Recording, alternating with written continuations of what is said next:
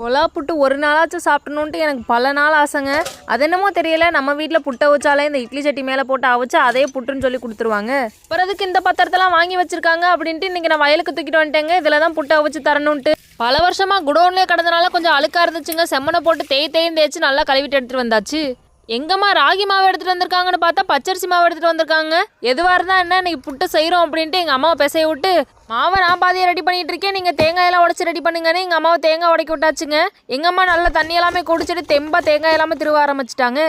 பொருட்கள் எல்லாமே ரெடி ஆனதுக்கப்புறம் மங்களகரமாக அடுப்பை பற்ற வச்சோன்னே தீ நல்லா தும்முன்னு எரிய ஆரம்பிச்சிருச்சுங்க. கொலா புட்டுக்கு தேவையான அந்த கொலாவையும் வச்சுட்டு கொஞ்சமாக தண்ணியை ஊற்றி விட்டாங்க.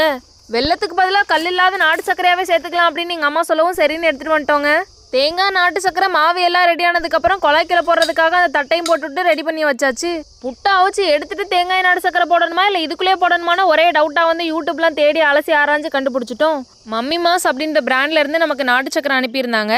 நம்ம ஊரில் தாங்க இதை ஒருத்தவங்க பண்ணிட்டு இருக்காங்க. நீங்கள் வீட்டிலேருந்தே ஏதாவது பிஸ்னஸ் பண்ணணும்னு நினைக்கிறீங்கன்னா நிறைய டீலர்ஸ் இவங்ககிட்ட நாட்டு சக்கரை வாங்கி ரீட்டைல் பண்ணிட்டு இருக்காங்க. அது மாதிரி நீங்களும் ஹோல்சேலில் நாட்டு சக்கரை வாங்கி ரீட்டைல் பண்ணி நிறைய லாபம் பார்க்கலாம். ரீட்டைலாக உங்களுக்கு வேணும்னாலும் இந்த ஸ்க்ரீனில் காண்டாக்ட் நம்பர் கொடுக்குறேங்க, அந்த காண்டாக்ட் பண்ணி நீங்களும் நாட்டு சக்கரை வாங்கிக்கோங்க. புட்டுக்கு மாவு எல்லாமே ரெடி பண்ணிவிட்டு அடுப்புலையும் வச்சு விட்டாச்சுங்க. விறகு தான் இல்லாமல் போயிடுச்சு. பக்கத்தில் தான் மரம் இருக்கே, அதில் பட்டு போன குச்சியெல்லாம் எடுத்துகிட்டு வந்து கொடுத்துட்டு லைட்டாக புகை வெளியில் வந்ததுக்கப்புறம் எங்கள் அம்மா நல்லா வெந்துருச்சு அப்படின்ட்டு எடுத்துகிட்டு வந்துட்டாங்க. புட்டு வருமா வராதான்ற ஒரு சந்தேகத்தில் எடுத்துகிட்டு இருந்தாங்க. வேற லெவலில் இருந்துச்சு. எனக்கு வேற 32 பேர்லும் வெளியில் தெரிஞ்சிடுச்சுங்க. சுட சுட சாப்பிடலான்னு மேலாப்பில் இன்னும் கொஞ்சம் நாட்டு சர்க்கரை தூவி அப்படியே சாப்பிட்டு பார்த்தா வேற லெவலில் டேஸ்ட்டாக இருந்துச்சுங்க. சர்க்கரையோட டேஸ்ட்டும் சரி, புட்டோட டேஸ்ட்டும் சரி. எங்கம்மா எனக்கு இந்த கொலா புட்டெல்லாம் பிடிக்காது, வேணான்னு சொல்லவங்க சரி டேஸ்ட் பாருங்க அப்படின்ட்டு லைட்டாக கொடுத்ததுக்கு மொத்தத்தையும் அவங்களே சாப்பிட்ருவாங்க போல.